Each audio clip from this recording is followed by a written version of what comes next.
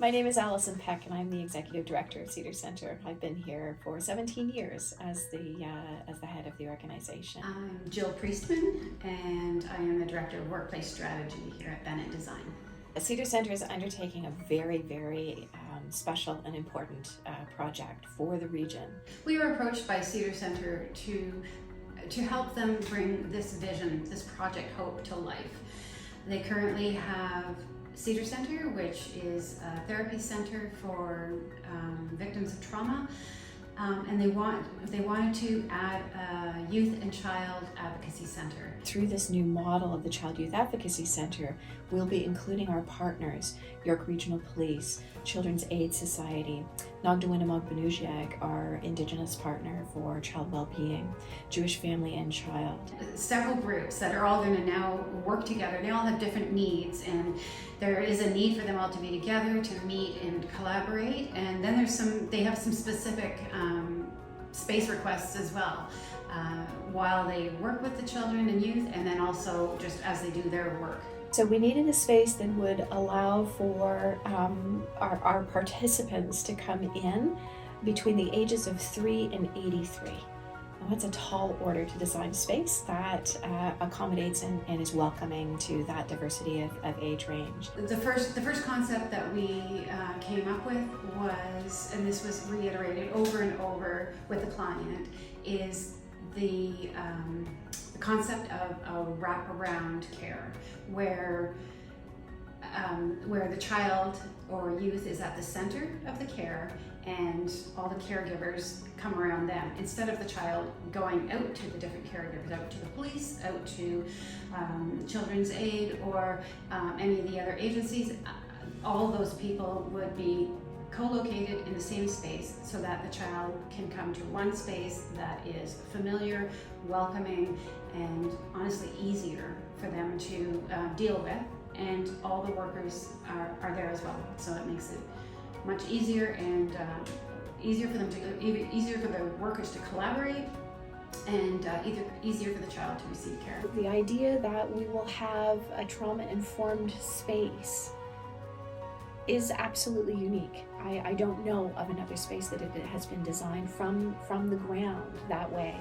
And so that is, that's going to be a key selling point for our partners. Not that they need to be sold on the space, but they're coming into a space that is going to be fundamentally different than the space that they're currently operating in. We came up with the concept of a river of healing, and understanding that the journey of healing is just that, it's a journey. And a river doesn't just run along by itself. It's really got support on either side, and helping it, directing it, and helping along its journey. So seeing the designs for the first time was overwhelming. It really was. And I think it's because we've spent so much time, sort of cognitively thinking through this, but to see it organized, and to see the level of consideration that went into the organization was amazing. I mean, Bennett really took the time to understand our partners, our work, how that was going to look collaboratively, and to understand the values that drive our work. We wanted a language that everyone would understand, no matter where they came from. There's a large Indigenous community that uses the space as well, and so nature and cedar trees, hence the Cedar Center, are very important elements. The elements of air and water, earth and fire, really speak all through the space. So it's welcoming, it's fresh, it's warm, it's calm, it feels safe. You're going to feel in that space, you're going to feel some of the values, like acknowledgement, right?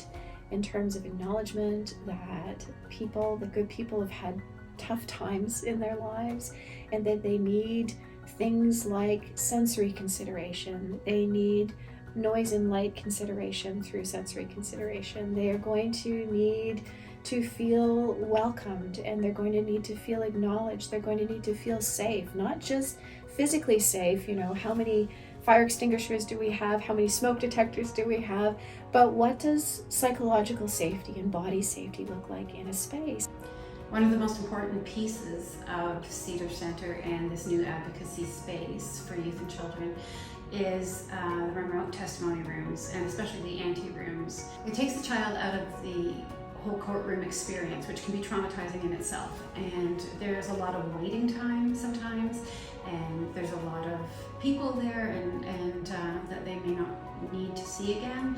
So in this unique design, we've got a space for the remote testimony to happen in closed circuit TV while the court case is going on, and the child is always escorted with a caregiver, and but then when they're not on camera, there's an ante room where they can rest or have a snack or play or spend time with a therapy dog, and just be a kid for a little bit and try to forget the trauma while this grueling day is going on. To see what we have planned conceptually brought to life is absolutely magnificent. It's actually quite a moving, it's quite a moving process, because to see something that you've planned brought to life so beautifully it's